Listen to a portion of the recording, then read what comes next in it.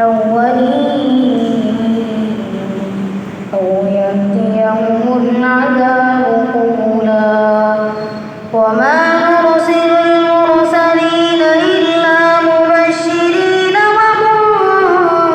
ومنذرين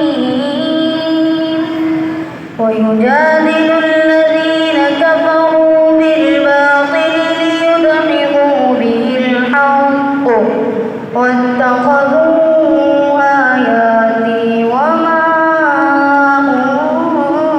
أنذروا هزوا ومن أظلم ممن ذكر بآيات ربه فأعرض عنها ونسي ما قدمت يداه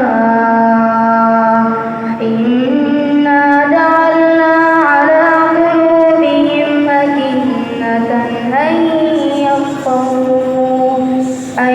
يفقهوا وفي آذانهم وقرا وإن تدعوهم إلى الهدى فلن يهتدوا إذا أبدا وربك الغفور ذو الرحمة لو يؤاخذهم بما كسبوا لعجل لهم العذاب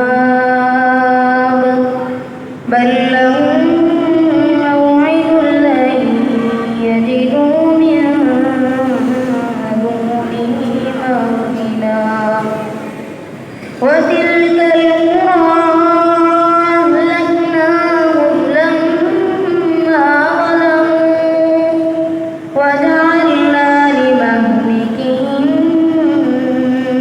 موعدا صدق الله العظيم.